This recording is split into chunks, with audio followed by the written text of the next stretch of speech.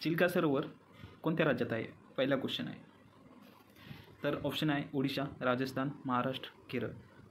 तर चिल्का सरोवर हा खाऱ्या पाण्याचा सरोवर असतात. दोन प्रकारचे हे असतात. एक गोड पाण्याचे सरोवर आणि दुसरं असतं खाऱ्या पाण्याचे सरोवर. ठीक आहे. तर चिल्का सरोवर हा गोड पाण्याचा खाऱ्या पाण्याचा सरोवर आहे आणि हा आहे ओडिशा या राज्यामध्ये आहे. आणि जो राजस्थान आहे दुसरा नंबर, तर राजस्थानमध्ये सांबर नावाचा खाऱ्या पाण्याचा सरोवर कुठं आढळतो? सांबर. ठीक आहे. राजस्थानमध्ये सांबर हा सरोवर आहे. आणि महाराष्ट्रामध्ये कोणता आढळतो? तर महाराष्ट्रामध्ये लोणार. कमेंट करून सांगा मला मित्रांनो, लोणार हा कुठे आहे? हा सरोवर खाऱ्या पाण्याचा सरोवर आहे हा, पण कुठे आहे? लोणारमध्ये कुठं आहे? बीड आहे की बुलढाणा आहे की कुठं आहे? सांगा मला कमेंट करून कोणत्या जिल्ह्यात येतो हा लोणार सरोवर. आणि केरळमध्ये येतो आहे वेबनाड. हा खाऱ्या पाण्याचा सरोवर केरळमध्ये आहे. ठीक आहे. ओडिशामध्ये कोणतं आहे? चिल्का. राजस्थानमध्ये कोणतं आहे? सांबार. आणि महाराष्ट्रामध्ये कोणतं आहे? लोणार. आणि केरळमध्ये कोणतं आहे? वेबनाड. तर लोणार हा सरोवर महाराष्ट्राच्या कोणत्या जिल्ह्यामध्ये आहे असा पण क्वेश्चन येऊ शकतो. तर कमेंट करून सांगा मला. ठीक आहे. आता नेक्स्ट क्वेश्चन बघूया. मेद पदार्थापासून किती % ऊर्जा मिळते? ठीक आहे. तर पहिलं ऑप्शन आहे 10 ते 12%. सेकंड आहे 15 ते 20. थर्ड आहे 60 ते 80% आणि चौथा आहे 30. तर ॲन्सर आहे मित्रांनो 10 ते 12%. मेद म्हणजे फॅटी पदार्थ जे असतात ऑइली, याच्यापासून किती % ऊर्जा मिळते? तर 10 ते 12% ऊर्जा मानवास मिळते. ठीक आहे. 10 ते 12% फॅटपासून. ठीक आहे. तर आता कार्बोहायड्रेट आणि प्रोटीनपासून किती मिळते ते पण बघूया. कार्बोहायड्रेटपासून किती मिळते सांगा बरं कमेंट, म्हणजे तुम्हाला माहिती असेल तर. तर प्रोटीनपासून इथे रॉंग झालं आहे मित्रांनो. फॅटपासून 15 ते 20% ऊर्जा मिळते आणि प्रोटीन जे आहे प्रोटीनपासून 10 ते 12% ऊर्जा मिळते. आणि जे कार्बोहायड्रेट असतं त्याच्यापासून 60 ते 80% ऊर्जा मिळते. ठीक आहे. आता 1 ग्रॅमपासून किती कॅलरी ऊर्जा मिळते ते पण बघूया. तर प्रोटीनपासून 1 ग्रॅम प्रोटीनपासून 4 कॅलरी ऊर्जा मिळते. किती? 4 कॅलरी. 1 ग्रॅम प्रोटीनपासून 4 कॅलरी ऊर्जा मिळते. आणि 1 ग्रॅम कार्बोहायड्रेटपासून पण 4 ग्रॅम कॅलरीज मिळतात. ठीक आहे. आता बघूया फॅट. तर फॅटपासून 1 ग्रॅम फॅटपासून किती मिळते ऊर्जा? 9.3 कॅलरी ऊर्जा मिळते. 9.3 कॅलरी ऊर्जा मिळते मित्रांनो. 1 ग्रॅम फॅटपासून 9.3 कॅलरी ऊर्जा मिळते. ठीक आहे. तर असंच आपण संपूर्ण म्हणजे क्वेश्चन तर बघणार आहोत, पण जे खाली 4 ऑप्शन दिले मित्रांनो हे याचं डिटेल्समध्ये ॲनालिसिस करणार आहोत आणि इतर माहिती पण असंच तुम्हाला सगळे टॉपिक कवर करणार आहे. ठीक आहे. तर व्हिडिओच्या लास्टपर्यंत राहा आणि नवीन जर असेल तर चॅनलला सबस्क्राईब करून घ्या. तिसरं क्वेश्चन आहे, महाराष्ट्राचे क्षेत्रफळ भारताच्या किती % प्रमाणात आहे? भारताचे किती प्रमाण आहे महाराष्ट्राचं? तर ऑप्शन आहे 7.5, दुसरा आहे 9.5, तिसरा आहे 9.36 आणि चौथा आहे 8%. तर किती आहे? ॲन्सर आहे 36.9%. ठीक आहे. हा ॲन्सर आहे. महाराष्ट्राचं क्षेत्रफळ भारताचे प्रमाण 36.9 आहे. ठीक आहे. तर महाराष्ट्राच्या रिलेटेड आणखी काही माहिती पाहू. तर महाराष्ट्राची निर्मिती 1 मे 1960 रोजी झाली आहे. 1960. ठीक आहे. आणि क्षेत्रफळ महाराष्ट्राचे किती आहे सांगा कमेंट करून. 3 लाख तर आहेच. मी तुम्हाला ऑप्शन देतो 3 लाख. समोर काय आहे सांगा कमेंट करून. 3,07,713. किती आहे? 3,07,713 हे महाराष्ट्राचे क्षेत्रफळ आहेत मित्रांनो. असं पण क्वेश्चन येऊ शकतं. महाराष्ट्राची निर्मिती केव्हा झाली? 1 मे 1960. ठीक आहे. आणि महाराष्ट्राचे सध्याला मुख्यमंत्री कोण आहे? उपमुख्यमंत्री कोण आहे? मुख्यमंत्री, उपमुख्यमंत्री. तर सध्याला देवेंद्र फडणवीस आहेत मुख्यमंत्री. ठीक आहे. उपमुख्यमंत्री कोण आहे सांगा कमेंट करून मला. आता फोर्थ क्वेश्चन बघूया. कठोर व्यंजन खालीलपैकी कोणते आहेत? तर मी मराठीचं जे लेक्चर अपलोड केलेलं आहे ते बघितलं असेल तर तुम्हाला माहिती असेल. आणि PDCC बँकेचं जसं म्हणजे की वेटेज जास्त आहे बँकिंगचं आणि सहकारचं, पण असं नाही की दुसऱ्या सब्जेक्टचे क्वेश्चन नाही येणार, तर दुसरे पण सब्जेक्ट बघा, ठीक आहे. आणि बँकिंगचे तर लेक्चर येईलच. तर ऑप्शन आहे आ इ ऊ, ठीक आहे, हा ऑप्शन आहे पहिला. तर याचा ॲन्सर आहे मित्रांनो क च ट त प, हा ॲन्सर आहे क च ट त प. आणि आ इ ऊ हे आहेत दीर्घस्वर, आ इ आणि ऊ, ठीक आहे. आणि संयुक्त स्वर कोणते आहेत? ए ए ओ ओ. आणि हे जे आहेत लास्ट ऑप्शन हे अनुनासिक म्हणतात मित्रांनो. याला जे क च ट त पच्या लास्टला येतात ना, यांना अनुनासिक म्हणतात. कच्या सिरीजमध्ये लास्टला कोण येतं? ड येतं, ठीक आहे. तर याला अनुनासिक म्हणतात. ओके, आय होप समजलं असेल. आणि कोणत्या टॉपिकवरती लेक्चर पाहिजेत मित्रांनो, आणि काय प्रॉब्लेम आहे ते सांगा मला, म्हणजे कमेंट करून सांगा, ठीक आहे. आणि संगणकामध्ये कॉपी केलेले पेस्ट कसं करतात? हा कॅम्प्युटर जे हे आहे ना संगणक सब्जेक्ट, त्याच्यावरती क्वेश्चन आलं आहे, ठीक आहे. तर Ctrl+C, Ctrl+V, Ctrl+Z आणि Ctrl+X हा क्वेश्चन तुम्हाला यायलाच पाहिजे मित्रांनो, कारण की थोडं सोपा क्वेश्चन आहे आणि जनरल माहिती आहे मित्रांनो, सगळे यूज करतात आजकाल. तर सांगा कमेंट करून कोणतं ॲन्सर आहे. तर ॲन्सर आहे मित्रांनो Ctrl+V हा ॲन्सर आहे. आणि Ctrl+Cचं काय करतो आपण? कॉपी करतो, ठीक आहे. Ctrl+Vनं पेस्ट करतो, कॉपी केलेलं पेस्ट. आणि Ctrl+Zनी अंडू करतो, ठीक आहे. आणि Ctrl+Xनी कट करतो. झालं. आता नेक्स्ट क्वेश्चन बघूया. बॉम्बे असोसिएशनची स्थापना केव्हा झाली? 1823, 1852, 1844, 1873.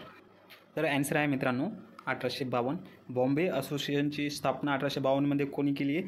जगन्नाथ शंकर शेट, ठीक आहे. जगन्नाथ शंकर शेट यांनी 1852मध्ये बॉम्बे असोसिएशनची स्थापना केली आहे, ठीक आहे. आता दुसरे जे 4 ऑप्शन दिले त्याची माहिती बघूया. तर 1823मध्ये काय झाले की Bombay native education society Jagannath Shankar शेटनी स्थापना केली आहे. बॉम्बे नेटिव्ह एज्युकेशन सोसायटी 1823मध्ये. 1844मध्ये काय झालं आहे? मानव धर्म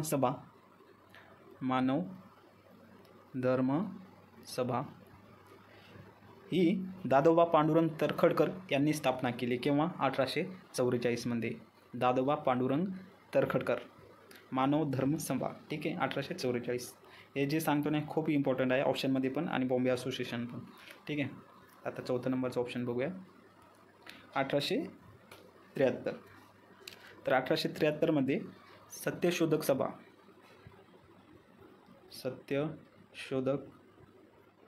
सभा स्थापना झाली आहे. कोणी केली आहे? महात्मा ज्योतिबा फुले यांनी सत्यशोधक सभाची स्थापना 1873मध्ये केली आहे, ठीक आहे. तर नेक्स्ट क्वेश्चन बघूया. फॅक्टरी ॲक्ट केव्हाचा आहे? पहिला फॅक्टरी ॲक्ट केव्हाचा आहे? तर खाली झाले ते, ठीक आहे. 1892, 1881. तर ॲन्सर आहे पहिला फॅक्टरी ॲक्ट 1881. आणि दुसरा फॅक्टरी ॲक्ट कोणता आहे? 1892मध्ये दुसरा फॅक्टरी ॲक्ट आहे, ठीक आहे. आणि 1911मध्ये तिसरा फॅक्टरी ॲक्ट आहे. आणि 1948मध्ये हा चौथा फॅक्टरी ॲक्ट आहे, ठीक आहे. आता समोर बघूया. आणि रिस्पॉन्स देत जा मित्रांनो, लाईक सबस्क्राईब करत जा, तुमच्या मित्रांना शेअर करत जा, ठीक आहे. वनस्पतीची नैसर्गिक पद्धत कोणी मांडली आहे? आता हा झालं विज्ञानचा क्वेश्चन आहे हा. तर ॲन्सर आहे मित्रांनो याचं बोमन्स होकर. वनस्पतीची नैसर्गिक पद्धत कोणी मांडली? बोमन्स होकर. तर ऑप्शनमध्ये मॉरिस आहे. यांना शेवाळाचे जनक असे म्हणतात. कोणाला? मॉरिस यांना, ठीक आहे. आणि लायनर हा जो सेकंड ऑप्शन आहे यांना फायकोलॉजीचा जनक म्हणतात. आणि फायकोलॉजी म्हणजे काय? जे शास्त्रज्ञ शेवाळाचा अभ्यास करतात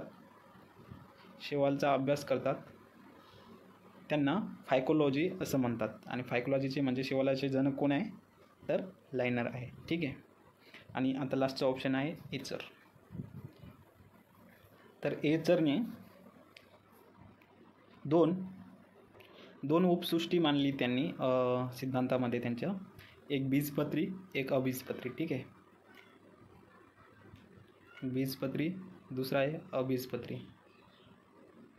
असे 2 सिद्धांत मांडले. आता बीजपत्रीमध्ये म्हणजे सपुष्प आणि अपुष्प असे पण त्यांना म्हणतात. ठीक आहे. अपुष्प बीजपत्री म्हणजे अपुष्प आणि अबीजपत्री म्हणजे सपुष्प. ठीक आहे. याच्यामध्ये कोणकोणते येते, थॅलोफायटा, ब्रायोफायटा आणि टेरिडोफायटा. ठीक आहे, बीजपत्रीमध्ये. ठीक आहे. आता नेक्स्ट क्वेश्चन बघूया. उकर रोज किती लिटर द्रव स्त्रावतो? जो किडनी आहे ना मानवाची, ती एका दिवसात किती लिटर द्रव स्त्रावतात. आणि याच्या द्रावामध्ये काय काय असतं, युरिया वगैरे असतं म्हणजे. ठीक आहे, युरिनमध्ये. तर 125 लिटर ते 170 लिटर द्रव, 170. आणि दुसरा ऑप्शन आहे 115 ते 155. आणि तिसरं 40 ते 45. ॲन्सर आहे मित्रांनो 180 लिटर एका दिवसात किडनी द्रव स्त्रावते. ठीक आहे. आणि 125 ml प्रत्येक तासाला. ठीक आहे. 125 ml प्रति मिनिट द्रव स्त्रावते. ठीक आहे. एका मिनिटाला किती, 125 ml. आणि एका दिवसात किती, 180 लिटर. ठीक आहे. आणि ह्याच्यामध्ये 125 तर झालं आहे. आणि 1 ते 2 लिटर मूत्र किडनी स्त्रावते एका दिवसात. ठीक आहे. 1 ते 2 लिटर प्रतिदिन मूत्र तयार होते समजा किडनीद्वारे. आणि मूत्राचा pH किती असतो मित्रांनो, pH 6 असतो. ठीक आहे. हे लक्षात ठेवायचं आहे. हे बेसिक आहे आणि याच्यावरती क्वेश्चन येण्याची शक्यता आहे मित्रांनो. आता सेकंड क्वेश्चन बघूया. महाराष्ट्राच्या पश्चिम घाटाची सरासरी उंची किती आहे? तर मला लांबी सांगा तुम्ही. महाराष्ट्राच्या पश्चिम घाटाची लांबी किती आहे ते कमेंटमध्ये सांगा. ठीक आहे. तर फर्स्ट हा ऑप्शन आहे 900, 1600 ते 1600 आणि 600. ठीक आहे मित्रांनो. तर जे मी लांबी विचारली आहे ना ते ऑप्शनमध्ये पण आहे आणि तुम्हाला खरंच माहिती असेल तर डायरेक्ट क्लिक व्हायला पाहिजे. तर उंची किती आहे मित्रांनो? ठीक आहे. पश्चिम घाटाची सरासरी उंची आहे 900 ते 1600. आणि उत्तर दक्षिण किती आहे सांगा? 1600. ठीक आहे. उत्तरेस तेरेखोल नदीपासून ते खाली किती, कन्याकुमारीपर्यंत. ठीक आहे. इथपर्यंत किती लांबी आहे? 1600. आणि पूर्व घाटाचे, जे महाराष्ट्राच्या पूर्वेला पूर्व घाट आहे त्याची सरासरी उंची किती आहे? 600 आहे. नेक्स्ट क्वेश्चन बघूया. कळसूबाई शिखरांची उंची किती आहे? तर हा आपण जिओग्राफीचं काही क्वेश्चन घेतलेले आहेत, जास्त करून जीएसचेच घेतलेले याच्यामध्ये. ठीक आहे. तर कळसूबाई शिखराची उंची आहे मित्रांनो 1646. आणि 438 कोणत्या शिखराची आहे? महाबळेश्वर. 438 कुठे आहे महाबळेश्वर? सातारा.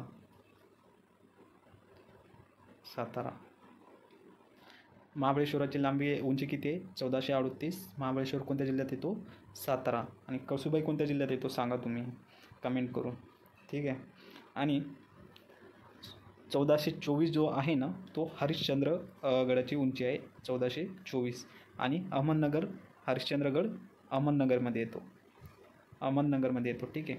आणि फर्स्ट जो ऑप्शन आहे ना तो पण बघूया. 1567 हा साल्हेर शिखराची उंची आहे 1567. आणि साल्हेर कोणत्या जिल्ह्यामध्ये येतो? नाशिक या जिल्ह्यात साल्हेर हा शिखर येतो आणि त्याची उंची आहे 1567. आणि कळसूबाईची 1646. ठीक आहे. कृषी व संलग्न क्षेत्रामध्ये खालीलपैकी कशाचा समावेश होत नाही? फर्स्ट आहे पशुपालन, वने आणि मत्स्य. सेकंड आहे सेवा. आणि थर्ड आहे वने. 4 आहे संशोधन. तर याच्यामध्ये ॲन्सर आहे मित्रांनो पशुपालन, वने, मत्स्य. ठीक आहे. हे ना प्राथमिक क्षेत्र आता क्षेत्राचे पण 4-5 प्रकार पडतात. त्याच्यानुसार प्राथमिक क्षेत्रामध्ये काय येतं मित्रांनो, कृषी रिलेटेड उद्योग वगैरे येतात त्याच्यामध्ये, जसे की पशुपालन, वने, आणखी मत्स्य व्यवसाय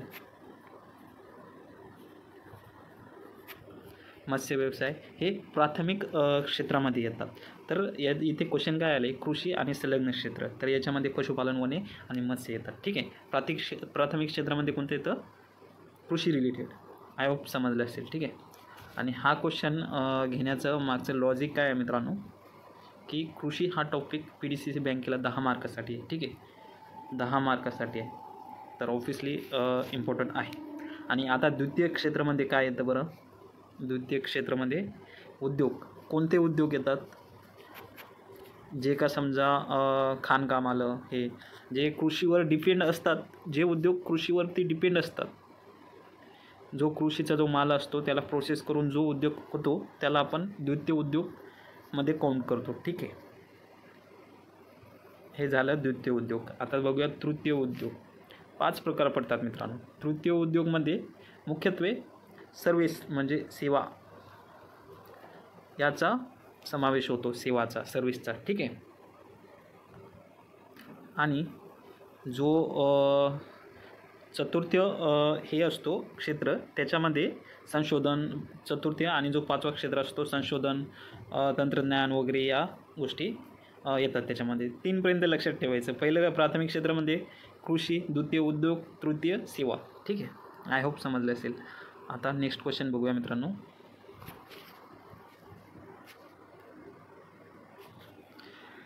तर इथे पुणे जिल्हा मध्यवर्ती बँक खालीलपैकी कोणत्या प्रकारचे कर्ज देते, तर याच्यावरती क्वेश्चन येऊ शकतो, त्यामुळं हा पॉईंट घेतला आहे मित्रांनो. महिला व गट कर्ज काय असतो मित्रांनो, जे सेल्फ हेल्प ग्रुप असतात, गावाकडे बघितलं असेल तुम्ही, गट पंचायत वगैरे ते असतात ना, महिलांचं गट असतं त्याच्यामध्ये, हां तोच हा आहे. गट कर्ज, महिलांना कर्ज देणे, आणि सोने तारण म्हणजे सोन्यावरती कर्ज देणे, औद्योगिक कर्ज, वाहन कर्ज. तर ॲन्सर आहे मित्रांनो, वरीलपैकी सर्व कर्ज PDCC बँक देते. ठीक आहे. आणि याच्या व्यतिरिक्त पण कर्ज देते, ते आपण बघूया. पहिला आहे शेती कर्ज. ठीक आहे. आणि दुसरा आहे शैक्षणिक कर्ज, एज्युकेशन कर्ज. ठीक आहे. तिसरा आहे गृह कर्ज, होम लोन. आणि कॅश क्रेडिट कार्ड योजना पण PDCC बँक देते मित्रांनो, कॅश क्रेडिट कार्ड. ठीक आहे, cash credit card. I hope तुम्हाला हे समजलं असेल की कोणते कर्ज देतात, आणि याच्यावरती 100% क्वेश्चन येऊ शकतो मित्रांनो. ठीक आहे. हे वरील सगळे आहे, महिला गट कर्ज, सोने तारण, औद्योगिक, एज्युकेशन, आणखी वाहन कर्ज. आणि वाहन कर्ज एक योजना आहे मित्रांनो, कोणती, महाराष्ट्र सरकारची ट्रॅक्टर अनुदान योजना म्हणून आहे. ते समोर बघणारच आहोत योजना कोणत्या आहे त्या रिलेटेड. तर व्हिडिओच्या लास्टपर्यंत राहा, आणि तुम्ही जर नवीन असेल तर चॅनलला सबस्क्राईब करून घ्या. इथे एक इम्पॉर्टंट सांगायचं मित्रांनो मला, की मी या अगोदर पण व्हिडिओज बनवले, जी सिरीज चालू आहे, तर ही सिरीज कंटिन्यू ठेवायची असेल तर तुम्ही सबस्क्राईब करत जा मित्रांनो. बघतात आणि सबस्क्राईब करत नाही आहे, लाईक पण करत नाही, कमेंट नाही करत, काहीच रिस्पॉन्स नसते, आणि माझं बनवण्याचं मेहनतचं काही मला आउटपुट भेटत नाही आहे मित्रांनो. ठीक आहे. तर तुम्ही सबस्क्राईब करा, नक्कीच ही सिरीज कंटिन्यू राहील. कंटिन्यू जर करायची असेल तर तुम्ही रिस्पॉन्स द्या. ठीक आहे. आता महाराष्ट्र शासन कृषी कर्जमाफी, इथे थोडं टायपिंग मिस्टेक झाले. महाराष्ट्र शासन कृषी कर्जमाफी व कर्ज परतफेड सवलत योजना केव्हा सुरू झाली, तर ऑप्शन आहे मित्रांनो 2005, 2007, 2025. आहे का कोणाला माहिती? 2009 ते 10मध्ये ही योजना सुरू झाली आहे, कृषी कर्जमाफी. तर ॲग्रिकल्चर रिलेटेड आहे ही योजना. तर आपण याच्या रिलेटेड काही योजना बघूया. आता ही 2009 ते 10मध्ये सुरू झाली, याचं ॲन्सर भेटलं. ठीक आहे. तर आपण काही योजना बघूया आता. पंजाबराव देशमुख योजना, पंजाबराव देशमुख योजना ही योजना व्याज सवलत देते शेतकऱ्यांना आणि 2021 ते 22मध्ये सुरू झाली आहे मित्रांनो. पंजाबराव व्याज सवलत योजना, पंजाबराव देशमुख व्याज सवलत योजना 2021-25मध्ये. आणि या योजनेमध्ये पीक कर्ज आहे मित्रांनो. पीक कर्जावरती 3% किती 3% सवलत दिली जाते. ठीक आहे, 3% सवलत दिली जाते पंजाबराव देशमुख योजनेमध्ये पीक कर्जावरती. आता दुसऱ्या योजना बघूया ज्या की इम्पॉर्टंट आहे. आणि आपण ना सगळ्या पॉईंटला जे एक्झाम पॉईंट ऑफ PDCC बँकेचं एक टॉपिक आहे त्या सगळ्या टॉपिकला आपण टच करणार आहोत. आणि जे इम्पॉर्टंट ज्याच्यावरती क्वेश्चन येऊ शकतं ते आपण संपूर्ण या माध्यमातून रिव्हिजन करणार आहोत. ठीक आहे, तर लाईक सबस्क्राईब करा मित्रांनो. तर अनुदानाच्या योजना कोणत्या आहेत? नमो शेतकरी योजना इम्पॉर्टंट योजना आहे. नमो शेतकरी योजना ही योजना केव्हा स्टार्ट झाली आहे? 2023मध्ये. नमो शेतकरी योजना, नमो शेतकरी योजना. ठीक आहे.